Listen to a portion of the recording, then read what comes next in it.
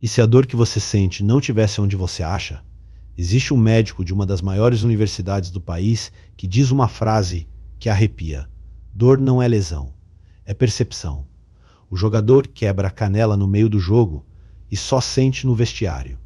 Mas repara, porque o caminho que ele abre no fim não termina no corpo, termina na consciência, num lugar que a física evita nomear. Veja, dor, o que é dor, né? Uhum. A gente não pode confundir dor com nocicepção. Com o quê? Nocicepção. O que seria isso? Por exemplo, o jogador, ele fraturou ele trincou a canela, dói a beça. Mas ele não percebeu, ele tava correndo para fazer o gol. Uhum. Ele não percebeu. Tava anestesiado. Tá? Significa o seguinte, que aquela fratura, as fibras nervosas da dor estavam captando a inflamação, a fratura. Mas, quando chegou no cérebro dele, ele não percebeu. Quando ele vai para o vestiário, que ele olha que está vermelho, tudo, ele começa a doer. Ele começa a perceber a dor. Uhum. Então a dor é uma percepção. Você pode ter uma lesão imensa e não ter dor. Na guerra, dizia o seguinte, que quando ele tinha que amputar a perna, amputava só com morfina, sem anestesia. E feliz, porque ele ia sair da guerra vivo. Olha. Caramba. Então a mente estava trabalhando. né? Então o que acontece? Porque a dor é uma percepção, é diferente da nocicepção. Tanto que você pode ter dor sem lesão. O que é a fibromialgia? É a dor sem crônica. lesão. Uhum. Sem lesão. A dor crônica, ela não tem relação com o foco provocado pela lesão, ela não tem relação. Ela é uma percepção. Por quê? A pessoa com dor crônica, ela tem um alargamento da percepção corporal dela. Certo. Ela está meio em desdobramento. Entendeu? Então o que acontece? Vamos dizer assim, a dor, ela é relativa ao que você focaliza. Tá? Por exemplo, quando minha mãe me colocou no jardim da infância, quando eu vi que eu ia ficar sozinho na sala, ninguém conseguia me colocar para dentro da sala. Era um desespero danado. Eu só pude voltar no ano seguinte, quando eu compreendi que depois eu ia voltar para casa, mas eu não tinha essa compreensão. Então aquilo doía. Não é? Então, numa sociedade em que o conhecimento ele traz outra versão da vida na sua realidade, em que de todo o poder que você tem, não é? O quanto que daquilo que seria dor a gente teria transformado em experiências de aprendizado? Ou o quanto que nós teríamos mergulhados na dor sem sentido, onde nada faz sentido? Então a percepção de dor, ela está muito ligada a uma sociedade que acolhe, a uma sociedade que compreende as individualidades, a uma sociedade que valoriza as potências particulares de cada um, os talentos particulares. Então aí muda aquilo que é chamado de... Para essa imagem por um segundo. A canela estava quebrada durante o jogo inteiro e ele não sentiu nada. A dor não estava no osso, estava na tensão. Na guerra, amputava-se um braço só com morfina e o sujeito saía dali feliz de estar vivo. Então pensa comigo, se a dor mora na percepção e não na ferida, o que mais você anda sentindo que talvez não esteja onde você jura que está? Experiência de dor. Porque... É que o ponto do Maurício, acho que foi no sentido, a gente estava falando que os jovens, eles precisam de uma experiência de vida. Pronto, de vida, mas não de dor. Sim, não de dor. Exatamente, eles precisam de uma experiência de vida, certo? As pessoas mais velhas, elas já passaram por essa fase de adquirir as experiências de vida, elas já tiveram um amadurecimento e muitas vezes o que moldou a bagagem delas para elas poderem ter mais exposição à espiritualidade foi elas terem vivido momentos de dor. Mas não a dor no formato percepção. Então, mas aí eu queria trazer Entendeu? essa questão de... sim, a gente sabe, o poeta dizia, né? Quem passou pela vida e não sofreu, só passou pela vida e não viveu. Não é? A questão que eu estou querendo dizer é porque existe uma cultura da culpa, do martírio, do vitimismo. Do vitimismo, e da culpa, sobretudo. Sim. Então, o que eu estou querendo dizer... De culpar a pessoa por um de culpar erro a pessoa ou ela... a pessoa se culpar. Então, aí você tem um tipo de sofrimento desnecessário, que ele não é construtivo. Perfeito. Entendeu? É nesse sentido que eu estou dizendo. Entendi. Entendeu? Mas você entendeu o nosso. Sem dúvida, mas eu coloquei a metáfora da questão física e ela vale para dizer que o sofrimento da dor é psíquico. Ele depende do seu ângulo de visão. É quase que uma escolha. É uma escolha da sociedade, porque nós estamos... A gente vive num tipo de... Você está na escola, você está na empresa, aí você é colocado numa situação em que não existe um acordo de acolhimento. Então... Seria uma competição brutal. Assim. Brutal. Você começa a construir uma dor, entendeu? Que não deveria existir. Que não deveria existir. Entendi. Perfeito. Entendeu? Perfeito. É nesse sentido que eu estou colocando. Sim. Que não é necessário existir. Tipo, a maioria das preocupações que nós temos hoje em dia, elas não deveriam existir. Exato. Mas elas existem e se transformam por uma em dor doença social. por uma questão da sociedade. Você quer ver uma coisa muito objetiva? Criança tinha que apanhar com a palma dura na escola. Porque assim só que ela aprendia. Ajoelhar no milho. Ajoelhar no milho. Era concepção. É essa concepção que o jovem precisa sofrer. Entendi. Ele não precisa. Entendi. A mesma concepção de que o jovem ele precisa amadurecer, ganhar bagagem, sofrer para aí sim perceber a espiritualidade. Não precisa. Não precisa. Pelo contrário. Você veja, criança. Criança não é simplesmente uma etapa do desenvolvimento. Criança é uma estrutura nossa. Criança não passa. A criança, ela não tem crenças. Não passa no sentido, ela continua existindo? Continua existindo. É uma estrutura, é como um Lego. Você é criança, agora você junta uma outra peça, e junta outra, e você é esse todo. A criança não é uma etapa que some. Ela participa do processo. Não é uma fase do tempo. Não é. Ela é uma estrutura que se formou. Guarda essa ideia, porque ela desce fundo. Ele diz que a dor não é sempre sua. Às vezes é a escolha de uma sociedade que ensina a competir e nunca acolher. Ajoelhar no milho não amadurece ninguém. E aí ele vira a chave. A criança que você foi não passou. Ela não é uma etapa que sumiu. É estrutura, ele diz, como peças de Lego ainda montadas dentro de você. E ela tem dragões que ninguém nunca nomeou. Depois se integrou ao processo. Então, por exemplo, a criança ela não tem crença. A criança, porque ela não tem cognição simbólica para poder traduzir o que ela sente. Ela vive de historinha, de cor, de música. Ela vive de tudo aquilo que não é pensar. Que não é pensar. Que não é raciocinar. Não é raciocinado. Tá? Ela vai aprender a raciocinar. Mas, por enquanto, ela não consegue traduzir em palavras tudo que se passa dentro dela. Tudo que ela experiencia. Tudo que ela não consegue. Tudo que ela tem dentro dela. Certo. Não é? O que acontece? É como se fosse um lago com os dragões do Lago de Ness. Sim. Então, todos esses dragões se mexem dentro desse lago. Não é? Bom, aí, o que perturba ela vai traduzir num choro que ela não sabe porque ela está chorando, numa noite que ela não dorme, na irritação, ela vai traduzir numa dor de barriga, ela vai traduzir, ela vai concretizar numa expressão psicossomática, mas ela não consegue dar um nome para aquilo que está acontecendo com ela. Isso é muito comum no adulto.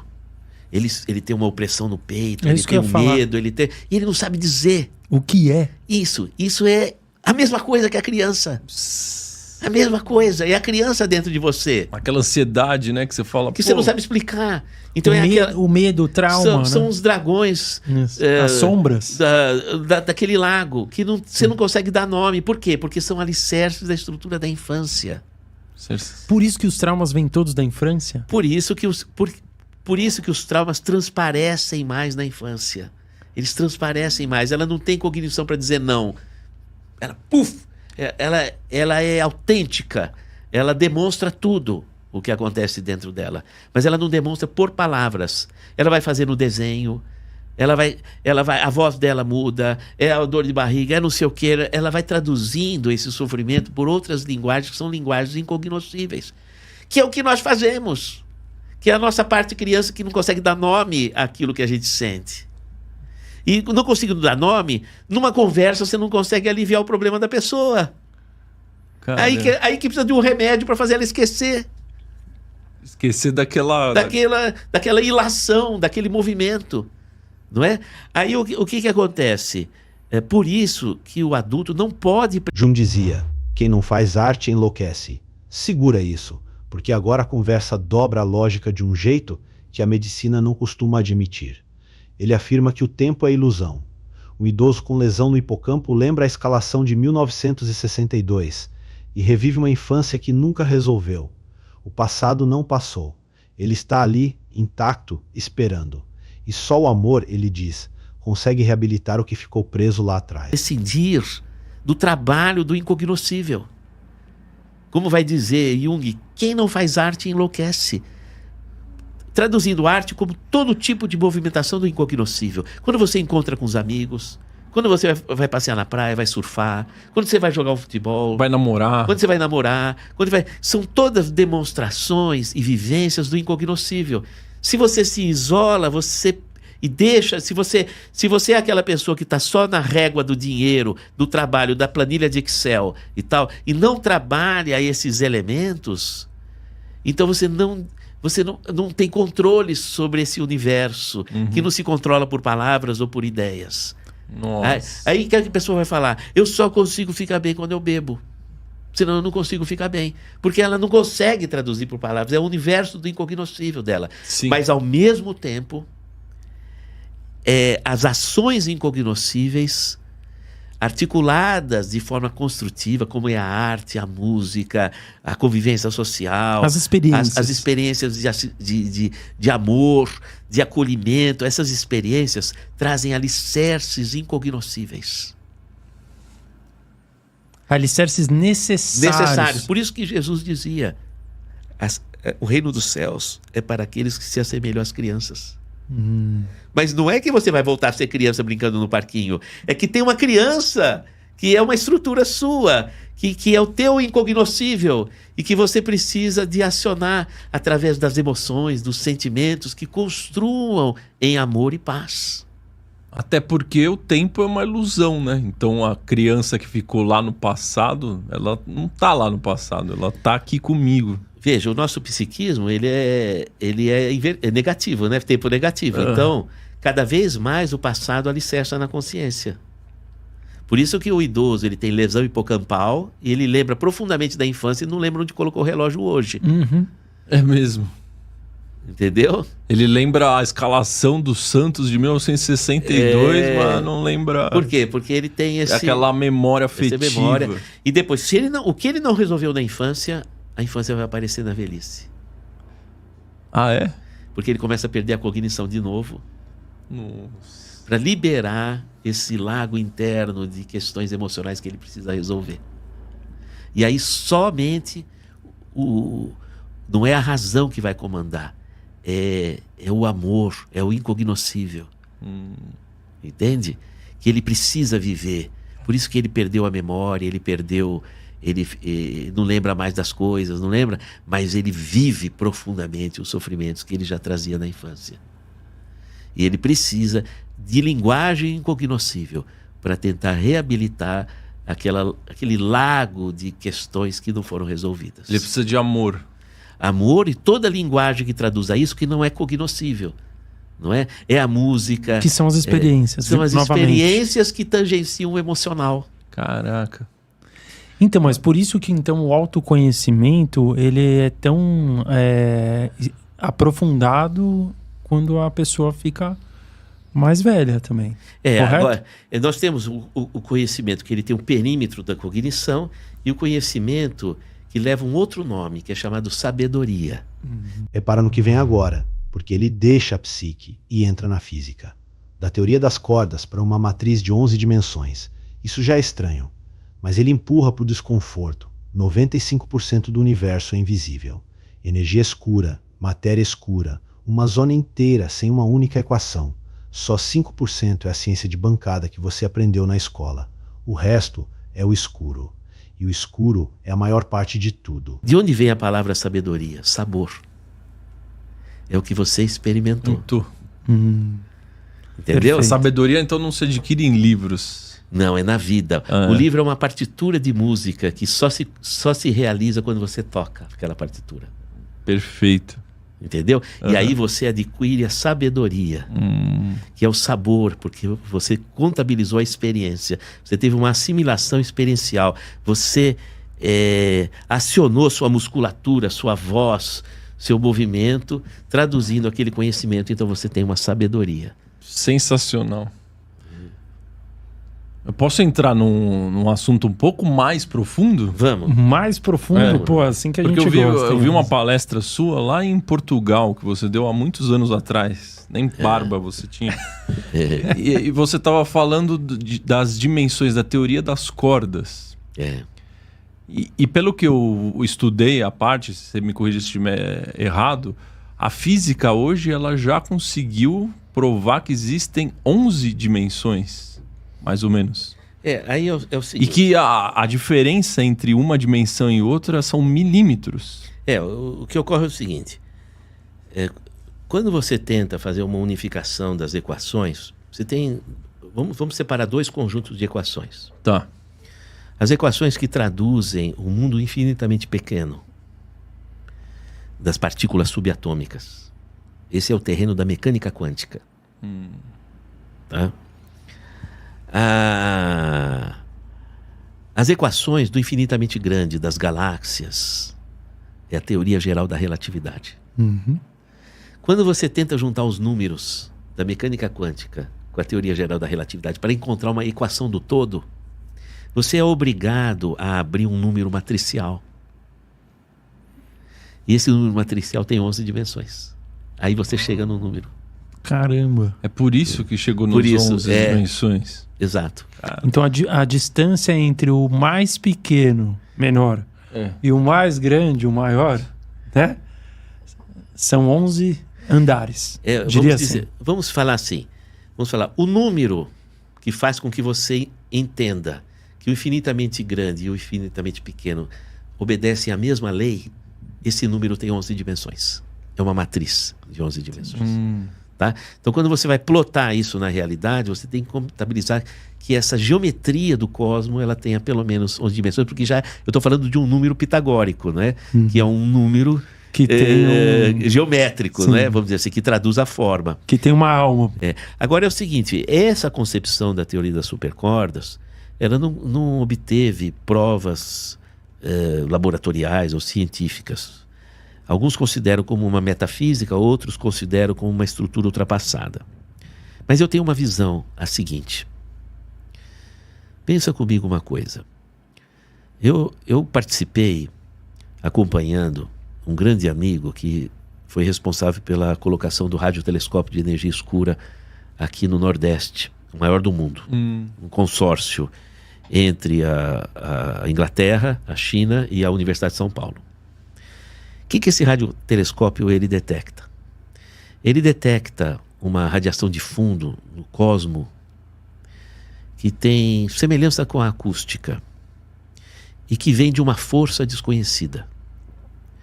Calculando essa radiação de fundo, você presume que essa força ela tem que ser 95% maior do que o universo, todo o universo que se conhece cientificamente.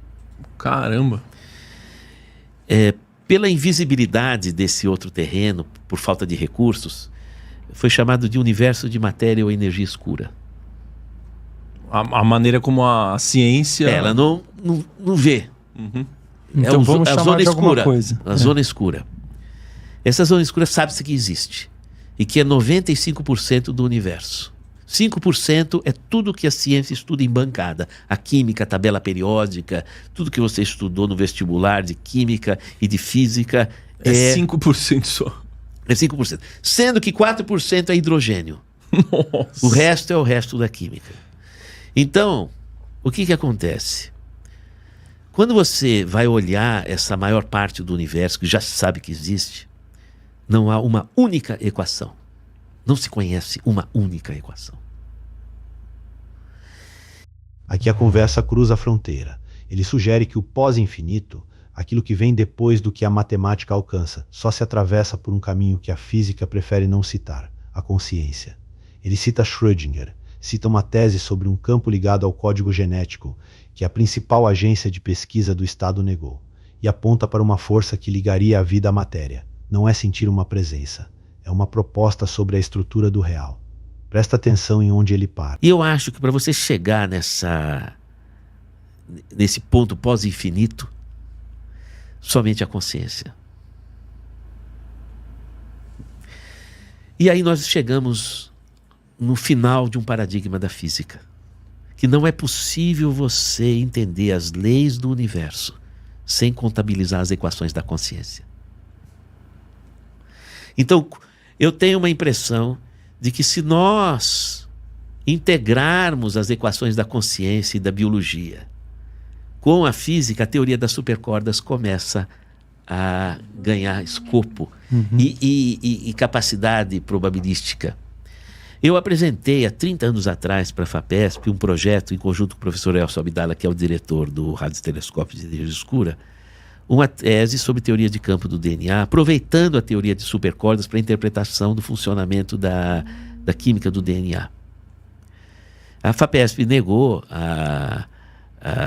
o apoio financeiro para o projeto, dizendo que era muita ousadia. Eu concordo plenamente, era muita ousadia, não é? Mas eu acho que é o caminho. É quando você começa, eu acho que é uma continuidade daquilo que foi a contribuição de Schrödinger. Schrödinger ganhou o Prêmio Nobel de Física, numa época em que a física, 70% de todos os estudos de física estão voltados para a balística da guerra, não é? O Schrödinger viveu na época dos hippies. Os hippies foram responsáveis pela mudança da estrutura de pesquisa da física. Por conta dos psicodélicos e da ativação da psilocibina e afins? Não. Por causa da guerra do Vietnã, que foi a primeira guerra que passou na televisão. Isso tornou visível para os jovens o caminho que eles estavam se dirigindo. Então houve um movimento dos físicos jovens de deslocar um segmento da física da área de balística e de guerra para descortinar a vida. Olha. É nesse contexto que o Schrödinger vai escrever o livro What's Life, que é um livro atualíssimo, escrito antes da descoberta do DNA, mas ainda assim ele é atualíssimo. Como chama? What's Life, o que é a vida. Caramba. E ele vai presumir a existência de uma outra força, porque nós conhecemos 4 forças básicas da matéria no universo, que é a força nuclear forte, que provoca a coesão do núcleo atômico, a força nuclear fraca, que provoca o movimento do átomo, por exemplo, na radioatividade. Você tem a gravitação e o eletromagnetismo. O Abdul Salam ganhou o Prêmio Nobel, ele conseguiu fazer a unificação matemática entre a força nuclear fraca e o eletromagnetismo. Então ficaram 3, a eletrofraca, a forte e a força gravitacional.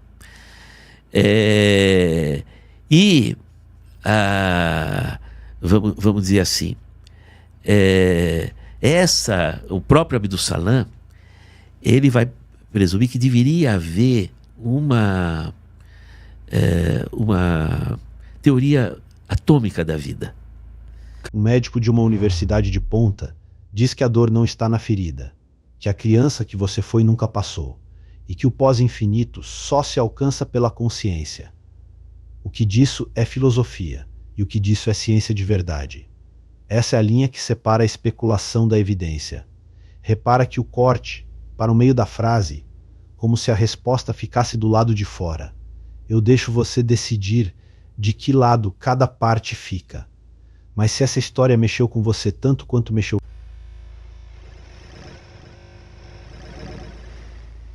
se inscreve no canal, porque segredo guardado é o que não falta por aqui.